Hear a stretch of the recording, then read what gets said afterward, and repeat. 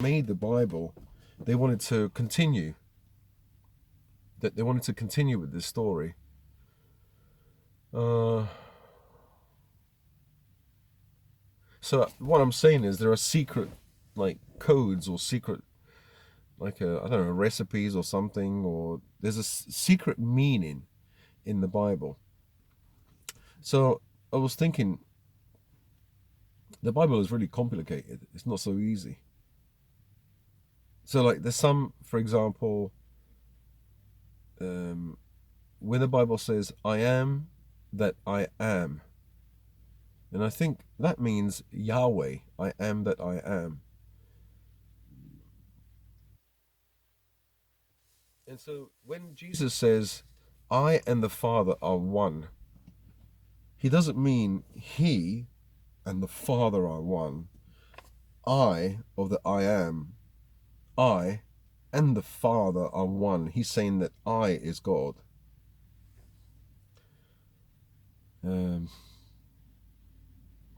so, like, maybe there's misunderstandings and there's mistranslations and stuff like that. Like I've said before, like in the Lord's Prayer, lead us not into temptation. How can God lead you into temptation? If, for example, it was translated as in lead us away from temptation, that's totally different, isn't it? But I think the previous translation, that the original was lead us away from tribulation or something like that. That sounds better, doesn't it? How can God lead you away from trouble? Lead us away from trouble, please. It means He could lead you there. Some people say that I think it was it Mani? He was a Persian philosopher. He said, well, it's much like, I think, the Gnostic idea.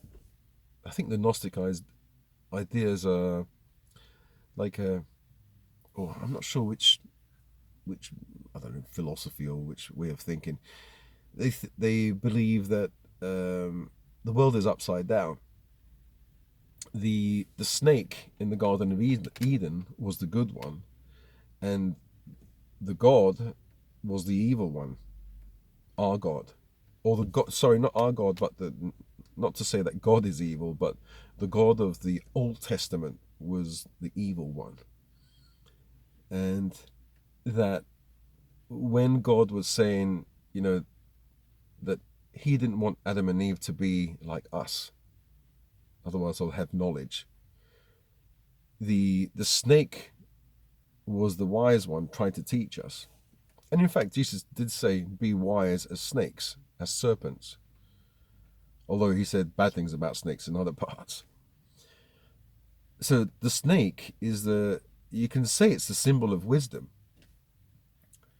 And so the snake could be, Kundalini energy moving up to your brain and achieving enlightenment. But Christ can also be part of that, the Christos or Christ oil, or the energy of Christ. What are you talking about? Well, the idea that Christ is an energy and comes down from heaven, the only begotten Son, comes down from heaven, is born in Bethlehem, after 33 years, is crucified, and after 2 or 3 days is resurrected. That ties into a spiritual or biological even meditation practice.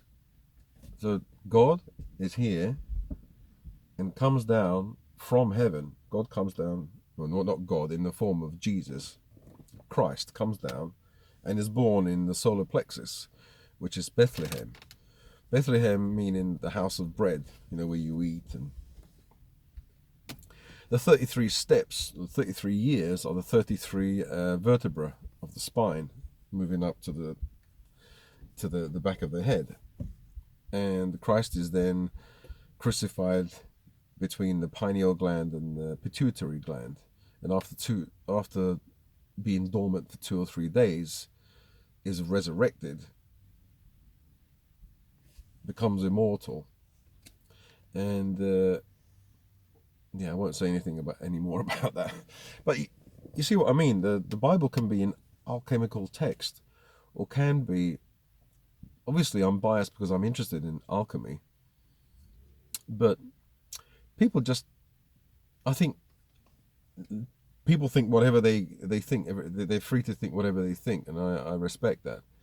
But I think that the Bible isn't as. I don't think it was created for the masses to. The masses were there supposed to be spread by the masses everywhere, but it has certain. It's full of symbolism, right? The parting of the Red Sea, I don't think happened. It's a psychological, biological thing. It has a different meaning. So, and that would cover off the idea that the God of the Old Testament is evil. If it's symbolic, then the God of the Old Testament isn't evil. You know, all the bad things, Sodom and Gomorrah and stuff like that. Oh, there are actual places like that, didn't you know? Well, you can prove and disprove anything. You know, the people saying that the earth is flat. You know, there's proof, you know. Yeah. Well, go up. Why don't you go up? Go up, I don't know, to the moon. Why is everything all celestial objects or planets around, and the earth has to be like a disc? Well, you just seen one part of it. You're not seeing it on its side. I don't know. I really don't know. But yeah, that's what I've been thinking about. The Bible and alchemy. And the only problem with that is if you think that the Bible, a lot of the Bible is allegorical, or sorry, it's symbolic and has secrets inside it. So what does it mean? So because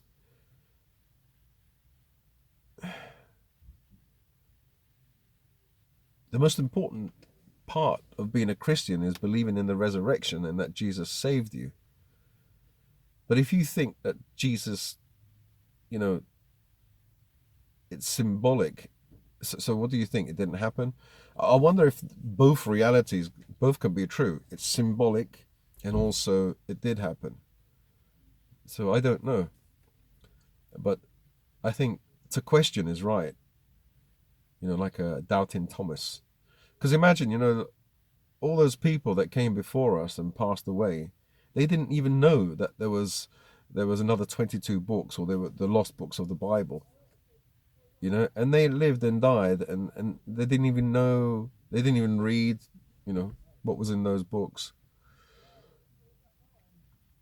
What does revelation mean? Revelation can be an alchemical process as well. You've got the 4 horses.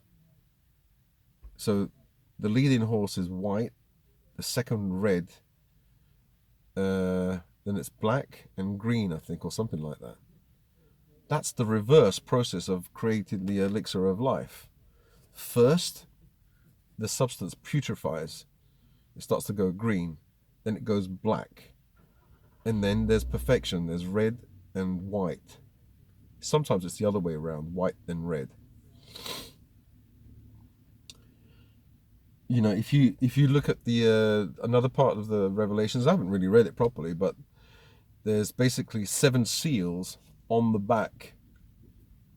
Now, the back is the spine, and you've got 7 seals, 7 chakras.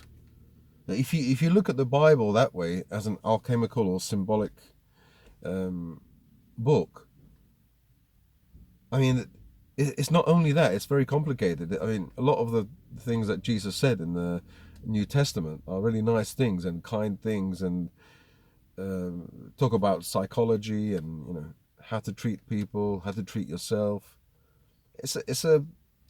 In parts it's a wonderful book, in other parts it's confusing, at least for my little mind, my small brain. So I think I have to read it more. But what I want to do is read what came before it. Nothing came before it. Well, unfortunately, it did. The Epic of Gilgamesh and other texts, Sumerian texts, came before it.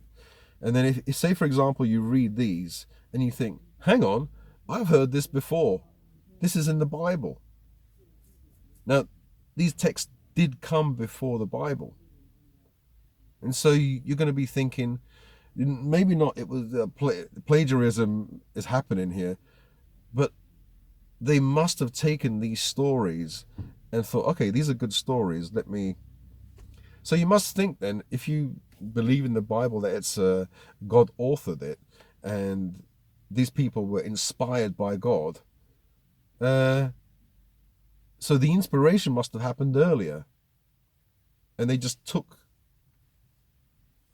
from the sources that were available at the time. I don't know, it's all confusing. As I said, for my tiny brain, it's confusing. I'm going to go and buy some food for the dogs. Yeah, so for the dogs now with their ear problems, I've changed the diet to quinoa, turkey, and a bit of carrot, a bit of maybe potato or something. And what else? Yeah, that's it. And supplements, salmon oil, quercetin, and probiotics. So I'll see you guys later. Bye. I'm running out of space here. I hope I haven't spoken about anything controversial. I don't think I did. Did I? Oh well. What do you guys think about that Tommy Robinson? Do you think he's a shill? You know what a shill is? And what about that GB News? I was speaking to a lady yesterday. She said, oh yeah, that Graham or whatever, she even knows the person by name on GB News. Yeah, too many immigrants are coming in. And I'm thinking, why don't you think, woman? Why don't you think? GB News is allowed on terrestrial TV. They must have like serious backing politically and financially. Who funds them? Who funds Tommy Robinson? They're controlled opposition, that's what they are. But I'm just going to shut up. I won't say anything. Speak to you guys. Ignorance is bliss, so I'd rather be ignorant and like erase this knowledge, this little bit of knowledge that I have is too dangerous. Because I might be completely wrong. I'll speak to you guys another day. Bye.